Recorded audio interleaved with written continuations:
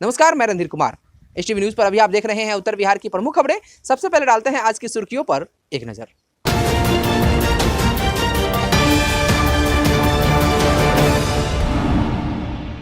Bihar board ने जारी किया मैट्रिक का रिजल्ट, विद्यार्थियों में देखा गया खुशी का माहौल। पूर्वी चंपारण में आज फिर मिले कोरोना पॉजिटिव मरीज, लोगों में भय व्याप्त। मझौलिया में आग ने बरपाया कहर, 3 घर जलकर राख, घर में रखे अनाज, कपड़े, नकदी समेत लाखों का नुकसान। और प्रवासी मजदूरों की सेवा में लगे हैं लोग, चकिया में प्रवासी मजदूरों को दी जा रही है भोजन और पानी।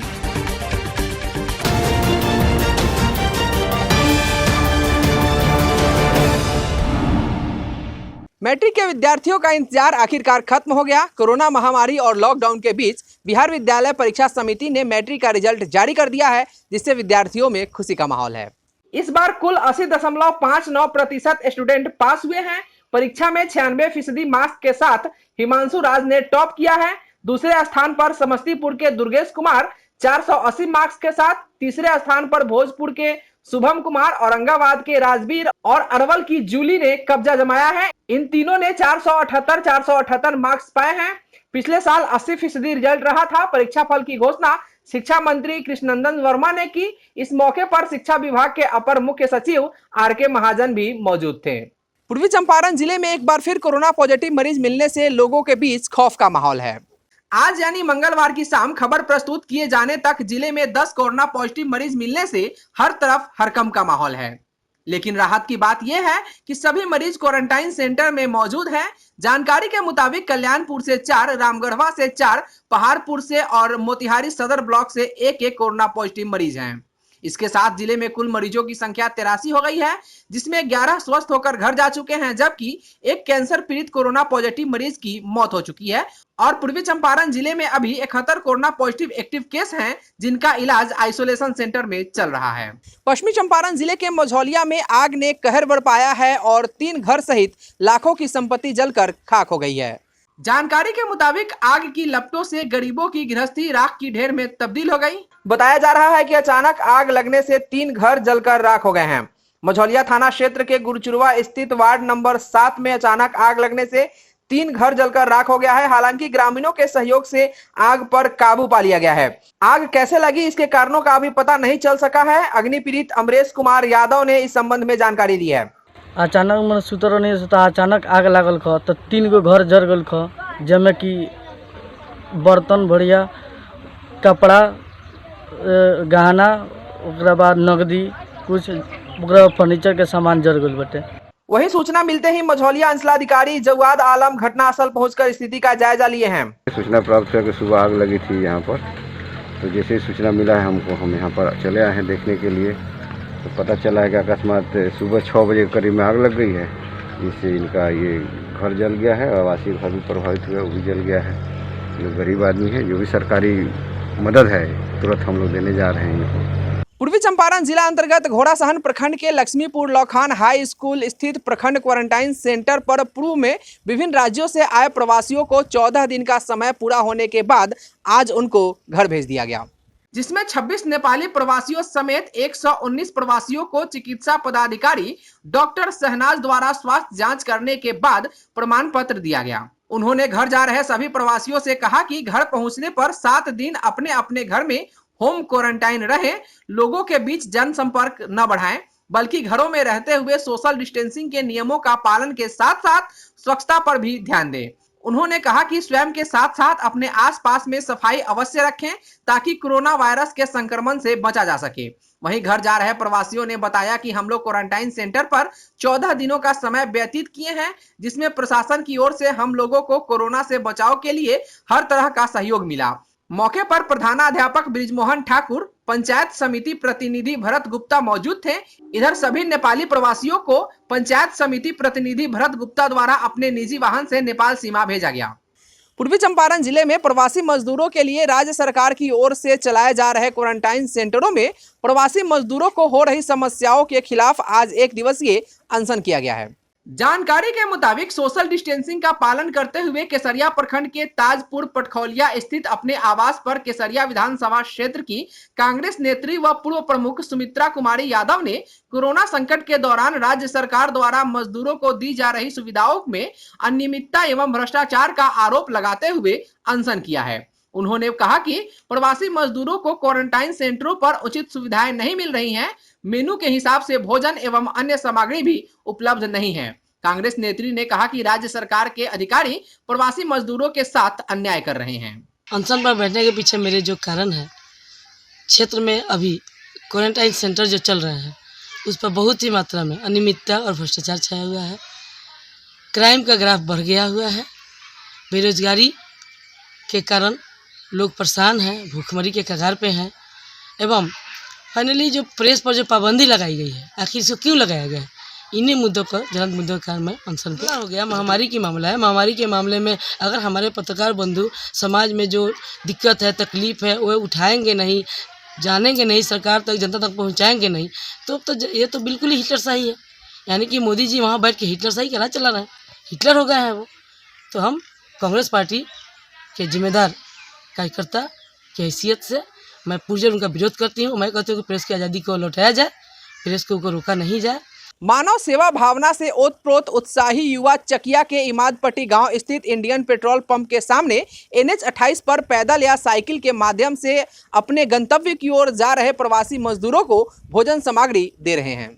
साथ ही प्रवासी मजदूरों को बीते कई दिनों से बोतल बंद पानी, केला, ब्रेड सहित अन्य खाने पीने की वस्तुएं जात पात, धर्म, मजहब, संप्रदाय के भावनाओं से ऊपर उठकर मुहैया कराया जा रहा है। उत्साही युवा चिलचिलाती धूप हो या आसमान से टपकता पानी, मौसम का परवाह किए बिना हाथों में दस्ताना पहने एवं मुंह पर मास्क लगाए सामग्रियों की पोटली लिए गुजरने वाले प्रवासी मजदूरों के वाहनों को हाथ से इशारा कर रुकवाते बखूबी देखे जा सकते हैं।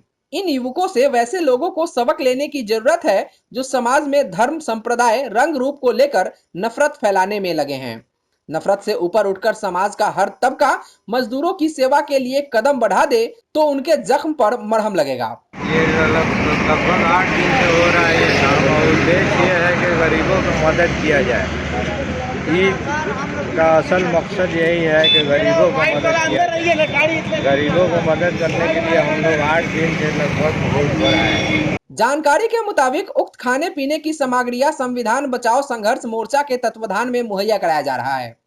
मोर्चा के स्थानीय इकाई के सदस्यों ने बताया कि उक्त स्थान पर संकट के इस घड़ी में भूखे प्यासे प्रवासी मजदूरों को बीते 1 सप्ताह से खाद्य सामग्रियां मुहैया कराई जा रही है। राष्ट्र को सबल बनाने में इन मजदूरों का अहम रोल है और आगे भी इस तरह की सेवाएं जारी रहेगी। पैदल चलने वाले लोगों के सूजे पैर व औरतों के पैरों में पड़े छाले तथा भूखे प्यासे बच्चों को देख अपील किया कि अन्य जगह खर्च करने के बजाय उस धन का उपयोग इन मजदूरों के हित में किया जाए तो अच्छा हो। गौरतलब है कि कोरोना वायरस के खौफ से लूटे पीटे मजदूरों के घर में सन्नाटा पसरा है। परिवारजनों के चेहरे पर चिंता की लकीरें खींच गई है। बुजुर्ग किसान की आंखें अपने कमाऊ पुत्र को सही सलामत देखने के लिए बेताब हैं तथा नवविवाहिताएं अपने सपनों के सौदागर को खाली हाथ ही सही सकुशल एक झलक पाने के लिए पलके बिछाए बैठे हैं।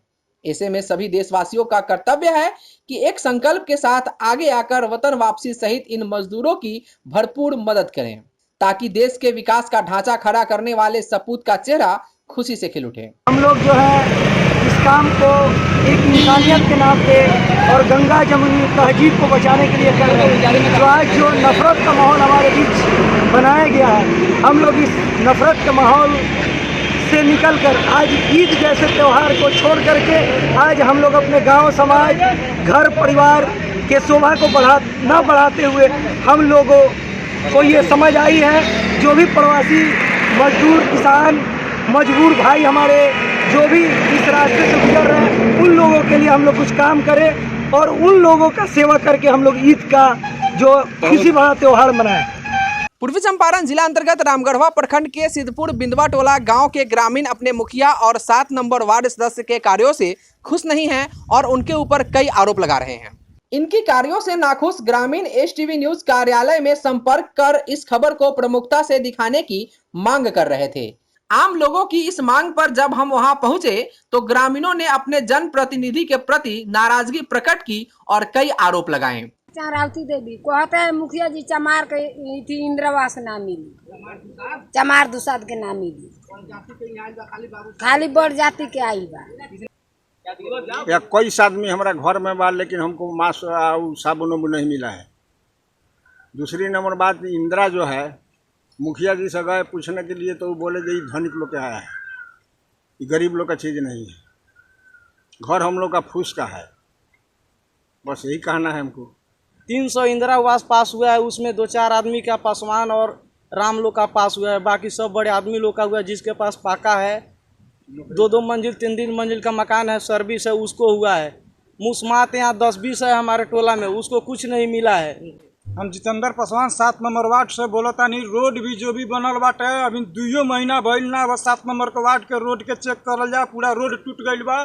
6 महीना दिन से सबसे पंचायत में सबसे फर्स्ट निर्माण काम जितेंद्र मिस्त्री बोलता नहीं, ठेकेदारों भी हैं, मकान बनावल हमरे हो।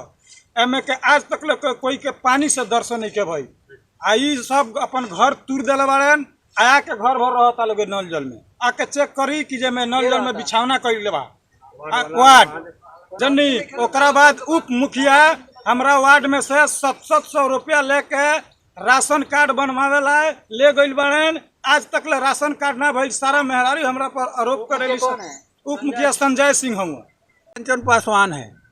मैं जैतापुर पंचायत के रहने वाला है, वार्ड नंबर 7 का। और जो मास्क मिला है वो साया ब्लाउज का कपड़ा का सिलवा कर घर से 3 दोबर 4 दोबर करके सिलवाया है। हम लोग को सांस लेने में बहुत तकलीफ होती है, वो हमको जान भी लेने के लिए तैयार है लोग। तो हम क्या बोला, हम वार्ड से पूछे तो वार्ड ने कहा कि जो ये मुखिया जी दिया है। तो मुखिया हम कहे जो हमारे वार्ड का आप ही मुखिया है, आप काहे जब वैसे गलत सामान दिए हैं तो आप बांट रहे हैं, हम लोग को जनता को दे रहे हैं, मरने का काम कर रहे हैं। तो कहा कि जो मुखिया जी दिए हैं, हम जा करके मुखिया जी के दरवाजे पर ले जा रहे हैं।